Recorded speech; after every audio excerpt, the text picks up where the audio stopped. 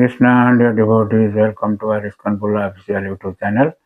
Today I am going to discuss Srimad Bhagavatam 10th canto, 7th chapter, text 28 onwards. Gala grahana nischesto daityo nirgata lochana abhyakta rava napatat saha varo vyasur braje. That means with Krishna grasping him by the throat, Trinavarta choked, unable to make even a sound or even to move his hands and legs. His eyes popping out, the demon lost his life and fell, along with the little boy, down to the ground of Raja. So, there is no purport of other commentators except this Subodhana Tika, but it is a long Tika. That's why I don't like to speak on this. So the next verse, I mean, of course, there is Laghu Vaishnav Tosani, that is of Jiva Goswami. He says, because of being grasped by the throat, the demon couldn't move. He couldn't even flail his hands and legs. His eyes dropped out because of being choked. He couldn't scream out in pain. He fell with the child. We have heard about the screaming of this Putana. So the Lord stopped that sound so that Prajavasi will again pain. That's why the Lord stopped, silenced the events. He fell with the child, Savalo, and died in Braja. Or famous for being strong, but a fool for engaging in actions for which he was not qualified or capable.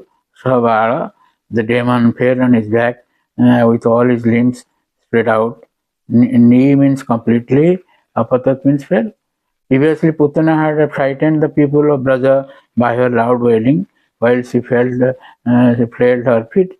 This didn't happen now with this demon. He died in the sky by being choked.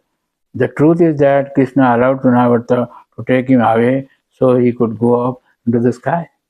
As Vishwanath Thakur said, that the ladies of heaven, they wanted to see the Lord.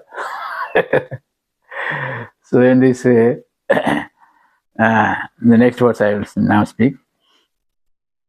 So in the next verse, verse 29, it is said, Dattam antariksha patitam shilayam bisirna sarva bhayavam karalam puram jatha rudra sarena viddham striyo rudatyo dadrishu shameta. That means while the gopis who are gathered were crying for Krishna, the demon fell from the sky onto a big slab of stone, his limbs dislocated, as if he had been pierced by the arrow of Lord Shiva, like Tripurasura. This Tripurasura event we will hear in 7th canto, or you can also take shelter of, you can also go through our videos on Srimad Bhagavatam series. So, and the purport Sri Prabhupada Maharaj says, in transcendental life, as soon as devotees of the Lord merge in lamentation, they immediately experience the Lord's transcendental activities and merge in transcendental bliss. Actually, such devotees are always in transcendental bliss, and such apparent calamities provide a further impetus for that bliss. So, Jiva Goswami and Laghu Vaishnav Darshan says, he arranged to fall from the sky in a stone area near the house so that cows couldn't make mud with the trampling of their hooves, being frightened by the falling demon. There was nothing else in the stone area. Putana, on the other hand, had crossed the trees. All his limbs were broken through. Though his limbs were very tough, Karalam. Or Karalam can mean angry. An example of falling lifeless from the sky is given. He was like the broken city pierced by Shiva's arrows, Tripura. And the women accompanying Yashoda saw this, or all the women coming together and weeping saw this, or they all saw the dead demon simultaneously, Sameta, because as women with the soft prema, their hearts were attached to Krishna with special natural affection. He had the demon fall near the women so that they could see it, because he wanted to extinguish their grief quickly since they were lamenting intensely. So in this way, you see that in verse 38 is said that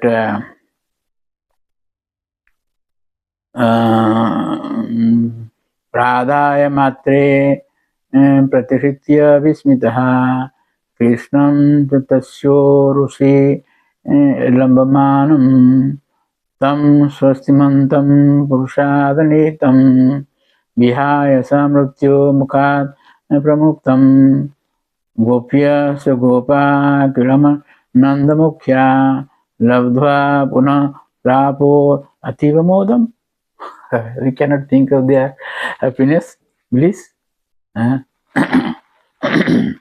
transcendental bliss they are getting.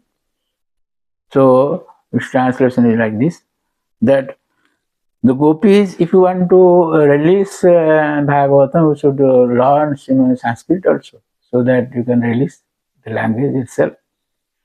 The gopis immediately picked Krishna up from the chest of the demon and delivered him free from all inauspiciousness to Mother Yashoda, because the child, although taken into the sky by the demon, was unhurt and now free from all danger and misfortune.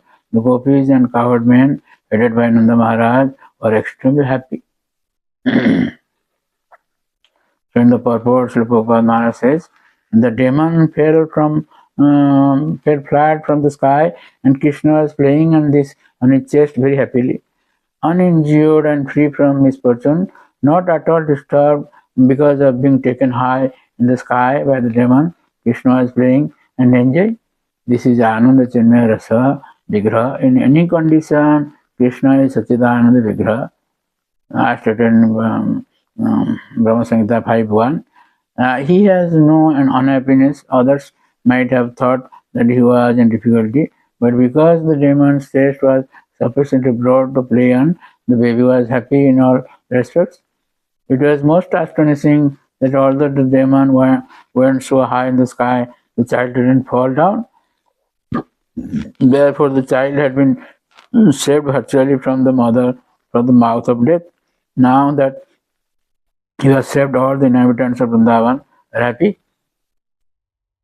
And Sripad Vishwanath Chakravarti says, the gopis and gopas picked up Krishna, who was clinging to Lambamanam, the chest of the demon, and gave him to Yashoda. They were astonished to see how the demon had fallen on his back on a stone slab, and that Krishna was unharmed, playing on his chest.